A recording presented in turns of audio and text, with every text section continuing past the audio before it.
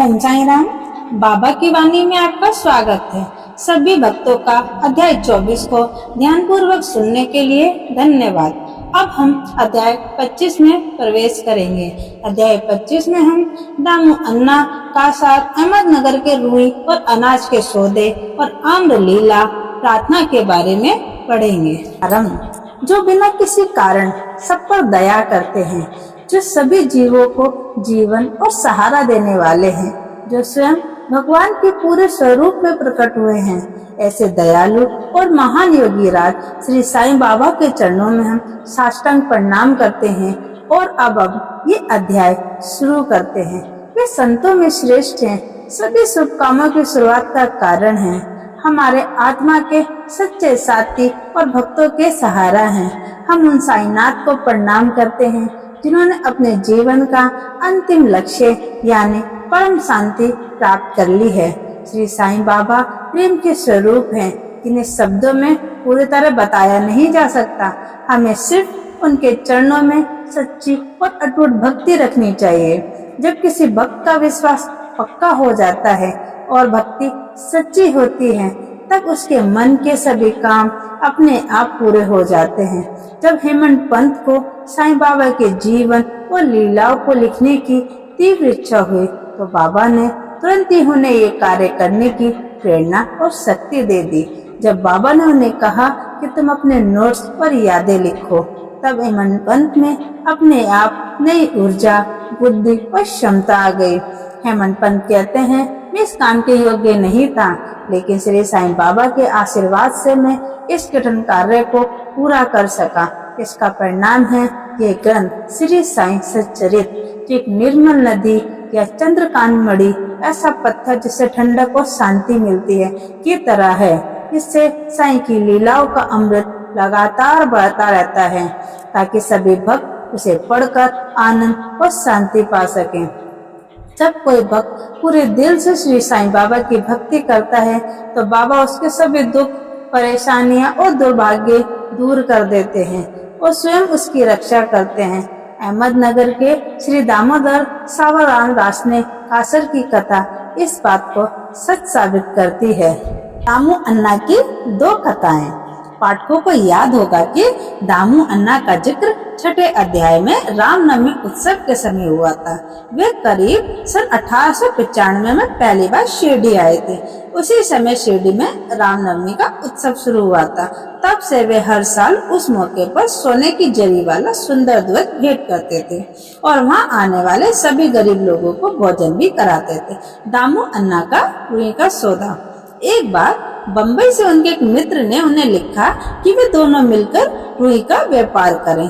उसने कहा कि इस सौदे में लगभग 2 लाख रुपए का फायदा होगा। दामू अन्ना ने बाद में बताया कि यह सौदा बम्बई के एक दलाल ने सुझाया था, लेकिन वे खुद बीच में ही पीछे हट गए और पूरा काम दामू अन्ना के ऊपर छोड़ दिया था। दलाल ने लिखा था, ये व्यापार बहुत अच्छा है, इसमें कोई नुकसान नहीं होगा, ये सुनहरा मौका है, इसे खोना नहीं चाहिए। दामू अन्ना के मन में कई तरह के विचार आने लगे। वे समझ नहीं पा रहे थे कि क्या करें, सौदा करें या नहीं। चूंकि वे बाबा के भक्त थे, इसीलिए उन्होंने सारा मामला एक पत्र में लिखकर सामा को भेज दिया, ताकि बाबा से सलाह ली जा सके। दूसरे ही दिन वे पत्र सामा को मिल गया। दोपहर में सामा मस्जिद गए और वे पत्र साईं बाबा को दिखाया। बाबा ने पूछा, सामा, इस पत्र में क्या लिखा है? ये आदमी क्या सोच रहा है? लगता है ये तो आसमान छूना चाहता है। उसे जो भगवान ने दिया है उसी में उसे खुश रहना चाहिए। सामा मुस्कुराए और बोले, देवा, ये सब तो पत्र में ही भी लिखा है, आप तो बिना पढ़े ही सब जान लेते हैं। बाबा बोले, अरे तुम पत्र पढ़ो, मैं तो यूं ही बकता रहता हूँ, मुझ पर कौन भरोसा करता है? तब सामा ने पत्र पढ़ा। बाबा ध्यान से सुनते रहे। सुनने के बाद बोले, मुझे लगता है कि ये सेठ दामू अन्ना तो पागल हो गया है, इसे लिख दो, उसके घर में सब कुछ है, उसे आधी रोटी में संतोष करना चाहिए, लाखों के लालच से दूर रहना चाहिए। सामा ने वही जवाब लिखकर भेज दिया। जब दामू अन्ना ने वह पत्र पढ़ा तो उन्हें बहुत निराशा हुई। उन्होंने सोचा कि शायद बाबा से राय लेना गलती हो गई, लेकिन सामा ने पत्र में लिखा था, देखने और सुनने में फर्क होता है, बेहतर होगा तुम खुद शिरडी आकर बाबा से मिलो। इसलिए दामू अन्ना शिरडी आए। उन्होंने बाबा के दर्शन किए, चरणों में सिर रखा, लेकिन सौदे की बात करने की हिम्मत नहीं हुई। मन ही मन उन्होंने सोचा कि अगर यह व्यापार सफल हुआ तो कुछ हिस्सा बाबा को चढ़ा दूंगा। बाबा तो त्रिकालदर्शी, तीनों काल, भूत, भविष्य, वर्तमान जानते थे। वे उनके मन की बात समझ गए। जैसे एक माँ बच्चे की भलाई के लिए मीठे की जगह कड़वी दवा देती है, वैसे ही बाबा भी भक्तों की भलाई के लिए सही रास्ता दिखाते थे। उन्होंने कहा, बापू, मैं इन दुनियावी झंझटों में नहीं पड़ना चाहता। बाबा के ये सब सुनकर दामू अन्ना ने व्यापार करने का विचार छोड़ दिया। उन्होंने एक और अनाज का सौदा किया था, अब हम उसकी कथा जानेंगे। इसके बाद दामू अन्ना ने सोचा कि चलो अनाज का व्यापार शुरू करते हैं, जैसे गेहूं, चावल आदि। पर बाबा ने ये विचार भी समझ लिया और बोले, तुम 5 सेर का अनाज खरीदोगे और 7 सेर में बेचोगे, फिर भी तुम्हें फायदा नहीं होगा। ये सुनकर दामू अन्ना ने ये सौदा भी छोड़ दिया। कुछ समय तक तो अनाज के दाम बढ़ते रहे, जिससे सबको लगा कि शायद बाबा की बात गलत थी। लेकिन कुछ महीनों बाद अचानक अच्छी बारिश हुई, जिससे फसल बहुत हो गई और अनाज के भाव नीचे गिर गए। जिन लोगों ने अनाज जमा कर रखा था, उन्हें भारी नुकसान हुआ। दामू अन्ना ने ये देखा तो समझ गए कि बाबा ने उन्हें बड़ी हानि से बचा लिया। उन्हें ये पूरा विश्वास हो गया कि बाबा हमेशा अपने भक्तों का कल्याण करते हैं, भले ही वे बात उस समय कड़वी क्यों न लगे। इसके बाद वे जीवन भर साईं बाबा के सच्चे भक्त बने रहे। आम्रलीला गोवा के एक मामलतदार थे, जिनका नाम राले था। उन्होंने लगभग 300 आमों का एक पार्सल सामा के नाम शिरडी भेजा। जब पार्सल खोला गया तो ज्यादातर आम बहुत अच्छे थे। इन आमों को भक्तों में बांटने की जिम्मेदारी सामा को दी गई। बाबा ने उनमें से 4 आम दामू अन्ना के लिए अलग रख दिए। दामू अन्ना की 3 पत्नियां थीं, लेकिन उन्होंने अपने बयान में कहा कि उनकी केवल 2 ही पत्नियां थीं। वे संतानहीन, बिना बच्चे के थे। उन्होंने इस बारे में कई ज्योतिषियों से सलाह ली और खुद भी थोड़ा ज्योतिष विद्या सीखी। अपनी कुंडली देखकर उन्हें पता चला कि उनकी कुंडली में एक पाप ग्रह होने की वजह से इस जीवन में संतान सुख नहीं मिलेगा। फिर भी उनका बाबा पर पूरा विश्वास था। जब आमों का पार्सल आया तो करीब 2 घंटे बाद दामू अन्ना बाबा के दर्शन करने मस्जिद पहुंचे। बाबा ने उन्हें देखते ही कहा, लोग आमों के लिए भागदौड़ कर रहे थे, लेकिन ये 2 आम दामू के हैं, जिसके हैं वही खाए और मरे। ये सुनकर दामू अन्ना बहुत दुखी हो गए। उन्हें लगा कि बाबा उन्हें मरने का शाप दे रहे हैं। तभी वहां मौजूद भक्त मालसापति ने उन्हें समझाया कि बाबा के मरने शब्द का मतलब अहंकार का नाश, यानी ये है उनके लिए आशीर्वाद, कोई बुरा संकेत नहीं है। ये सुनकर दामू अन्ना शांत हुए और आम खाने के लिए तैयार हुए। तब बाबा ने कहा, तुम ये आम मत खाना, इन्हें अपनी छोटी पत्नी को देना। इन आमों के प्रभाव से उसे 4 बेटे 4 बेटियां होंगी। दामू अन्ना ने बाबा की आज्ञा मानकर वे आम अपनी छोटी पत्नी को दे दिए।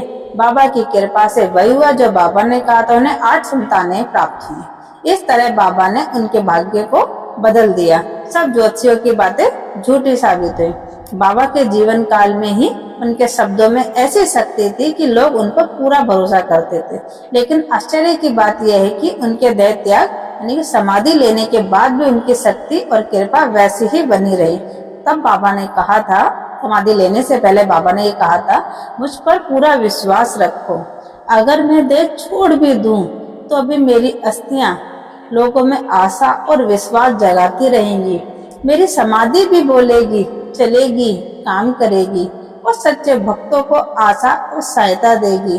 कभी ये मत सोचना कि मैं तुम्हें छोड़ गया हूँ।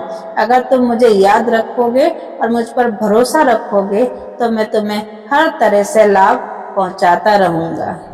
प्रार्थना। ये प्रार्थना हेमंत पंत द्वारा अध्याय के अंत में की गई है। इससे वे साईं बाबा से विनम्र और सच्चे मन से प्रार्थना करते हैं। वे कहते हैं, हे साईं सदगुरु, हमारी आपसे यही प्रार्थना है कि हमें आपके चरणों की याद कभी न भूले। आपकी पवित्र छवि हमेशा हमारी आंखों के सामने बनी रहे। हम इस जन्म मरण के चक्र में बहुत दुखी हैं। कृपा करके हमें इस चक्र से मुक्ति दो।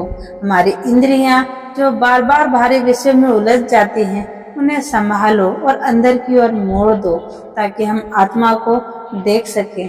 जब तक मन चंचल है और इंद्रियां काबू में नहीं हैं, तब तक आत्म साक्षात्कार संभव नहीं है। हे साईं, हमारे रिश्तेदार, मित्र या बच्चे अंत में कोई काम नहीं आएंगे। केवल आप ही हमारे सच्चे सहारा हो, जो हमें मोक्ष और शांति दे सकते हो। हमारे मन में जो तर्क वितर्क और बुरी प्रवृत्तियां हैं, उन्हें समाप्त कर दो। हमारी जीभ को हमेशा तुम्हारे नाम का स्वाद मिलता रहे। हमारे अच्छे बुरे विचार सब मिटा दो हे साईं। ऐसा करो कि हमें हमारे शरीर और घर से मोह न रहे। हमारा अहंकार पूरी तरह मिट जाए और मन में सिर्फ तुम्हारा ही नाम बस जाए। हमारे मन की बेचैनी को दूर करके उसे स्थिर और शांत बना दो। यदि आप हमारा हाथ थाम लोगे तो अज्ञान रूपी अंधकार मिट जाएगा और हम आपके ज्ञान प्रकाश में आनंद पूर्वक जी सकेंगे। हमें जो ये सौभाग्य मिला है कि हम आपकी लीलाओं का रस ले पा रहे हैं, ये सब आपकी कृपा और हमारे पिछले जन्म के अच्छे कर्मों का परिणाम है। बाबा का भक्त दामू अन्ना ने बाबा से 2 प्रश्न पूछे थे, तो हम जानते हैं वो कौन कौन से थे। बाबा ने उनका क्या जवाब दिया।